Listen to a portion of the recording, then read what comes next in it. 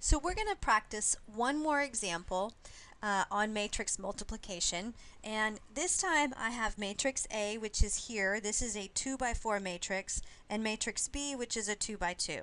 So we want to see if we can multiply matrix A times matrix B. The first thing you want to check is the order of the matrix. So A is a 2 by 4. Matrix B is a 2 by 2. And you are checking to see whether or not the column from A is equal to the row from B. These are not equal. 4 is obviously not equal to 2, so I cannot even perform this operation.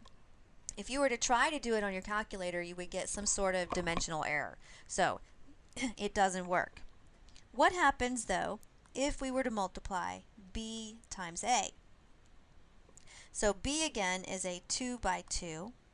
A is a 2 by 4. You're checking the column from B and the row from A. Those are equal, so we can proceed. I'm going to end up with a 2 by 4 matrix when I find out what the product of this is. So I like to rewrite my matrix here in the order that I'm going to multiply it in. So this is 1, 3, 0, 2, and I am multiplying it times A, which is 2, 3, negative 1, 6, 0, 5, 4, 1.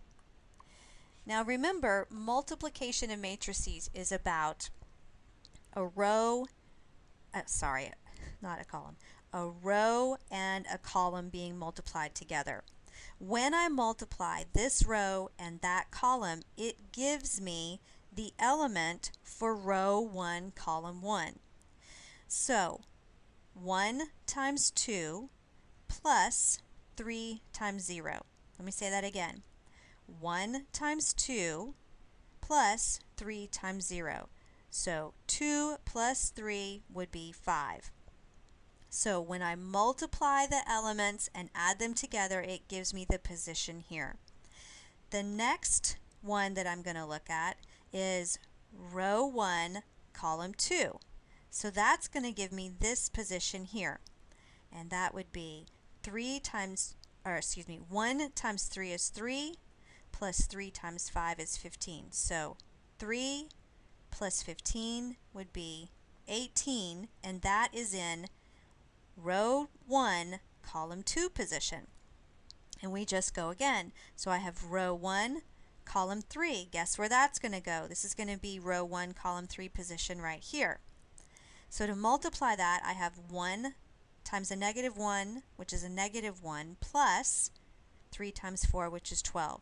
So negative 1 plus 12 would be 11. And then finally, to finish off row 1, I have row 1 times column 2. Or not column 2, column 4. So this is 1 times 6 is 6, plus 3 would be 9. And those are the 4 elements of row 1 in my new matrix that I'm creating. So let's get rid of those, and let's do this again.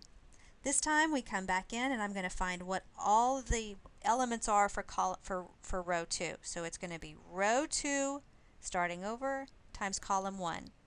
Row 2 times column 1 is going to give me the first position here in row 2. So that's 0 times 2 is 0, plus 0 is 0. Now let's do the next position. 0 times 3 is 0, plus 2 times 5, which is 10. Moving along, we have row 2, column 3 to get that third position in that second row.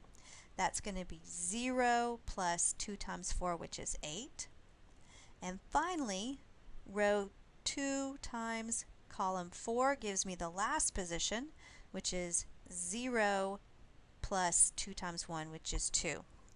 So the resulting matrix is here, and it is a 2 by 4 matrix.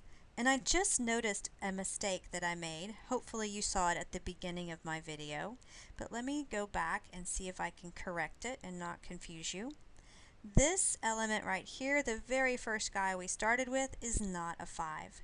If I were to multiply row 1 times column 1, that would give me 2 plus 0, which is just 2.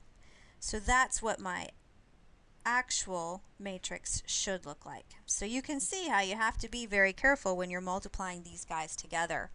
But you definitely want to check the order of your matrices before you perform the try to perform the multiplication, because in this case, as this was, we couldn't even do A times B, but we could do B times A. So that's another example of matrix multiplication.